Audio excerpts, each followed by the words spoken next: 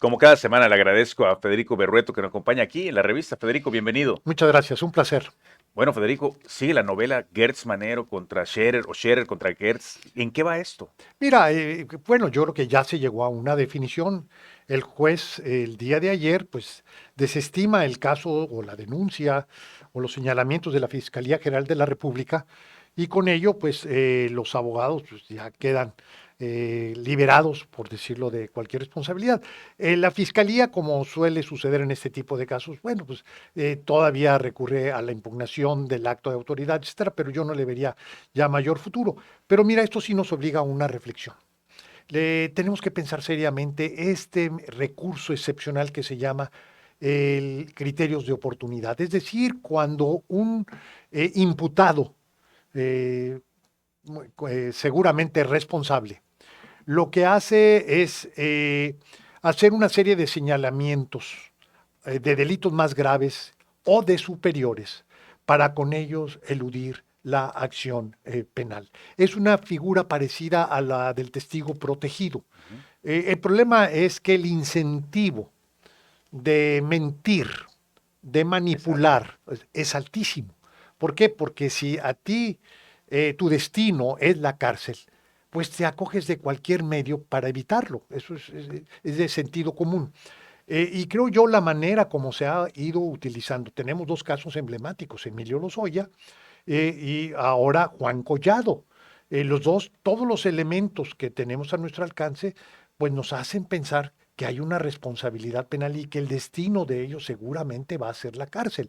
Ante ello, pues la fiscalía lo que hace es aprovechar su testimonio, muchas veces sin eh, tener los elementos probatorios y que con eso se han ido construyendo casos que a la hora de la verdad se van desvaneciendo.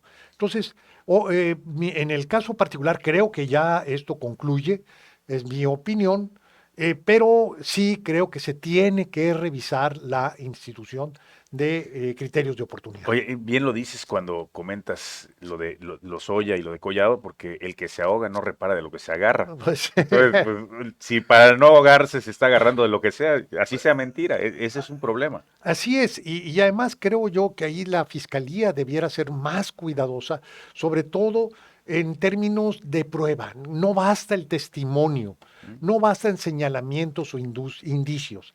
El proceso penal requiere de rigor en las pruebas y por lo mismo tú no puedes hacer imputaciones si no tienes los elementos probatorios del caso, ¿no? Oye, pues comparto contigo totalmente eso. Pero por otra parte, sé que estuviste allá por el centro, por el Mm, norte, y por allá, pues Moreira, el mm, Humberto, hace sí, algún tipo de declaraciones contra la cuñada.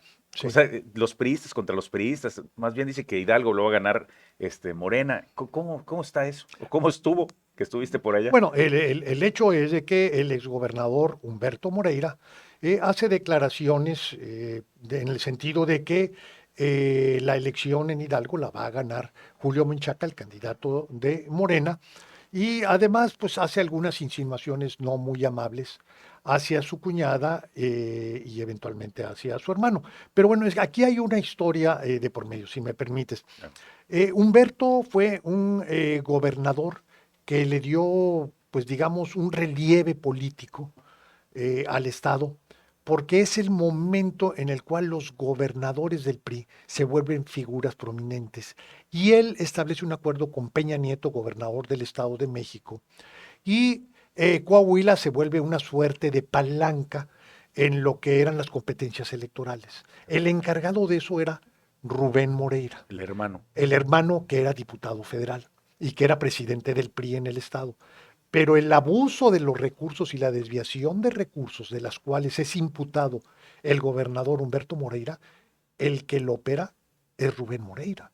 Y luego, al término, ya en la parte inicial del gobierno de Rubén, que fue un exceso el que dos De los hermanos se hermanos. sucedan, viene el homicidio del hijo de De, Humberto en una venganza de un grupo criminal, porque la policía del estado había, en una refriega, había muerto el hijo de un narco.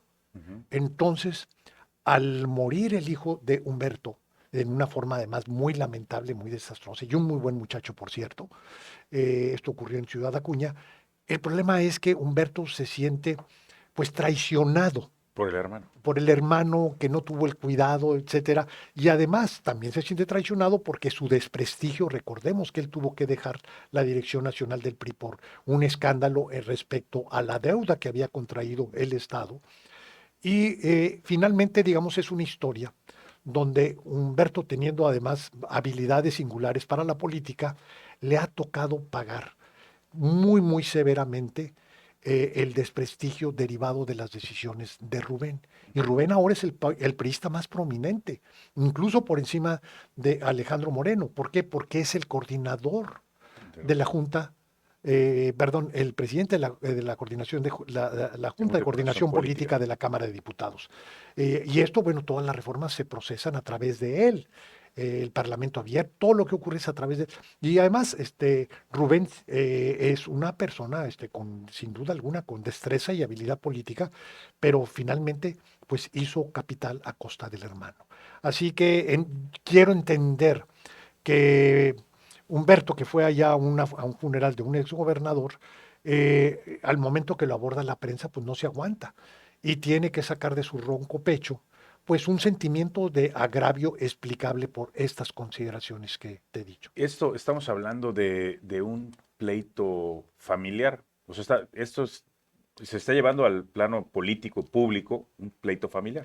Pues mira, es una diferencia familiar, pero que tiene base política, porque finalmente Humberto cayó en desgracia política total por culpa del hermano. Y el hermano, además de ser gobernador, ¿verdad? Pues ahora es figura nacional, mientras que Humberto pues, está prácticamente en el ostracismo, viviendo en Cuernavaca, en una postura muy injusta y muy incómoda. Y digo aquí injusta porque finalmente se sirvieron de él y se sirvió Peña Nieto, se sirvió el hermano y se sirvieron muchos que se beneficiaron del financiamiento ilegal de campañas.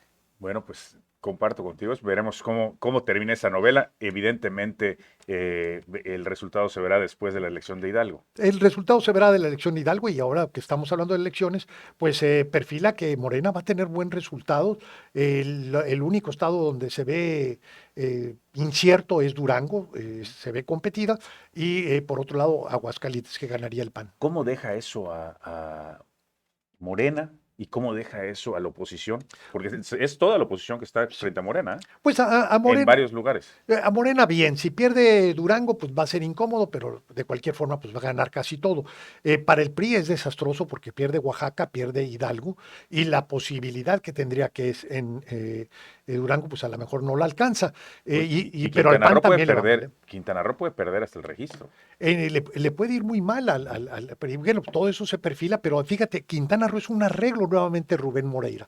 Rubén Moreira arregla para que el PRI, no postule candidato en coalición, a cambio de que el Partido Verde en Hidalgo no sea parte de la coalición. Es un pacto entre el Verde y Rubén Moreira. Y también Rubén acuerda con el PAN que se vuelque en Hidalgo bajo la idea de que se podía ganar Hidalgo. Y lo que hizo el PAN fue desentenderse de Tamaulipas, que era un bastión propio, y fue un error brutal, porque finalmente en Hidalgo es muy difícil que pueda ganar el PRI. O sea, solo veo un ganador y todos los demás los veo Yo creo perdedores. que el ganador de la jornada va a ser Morena.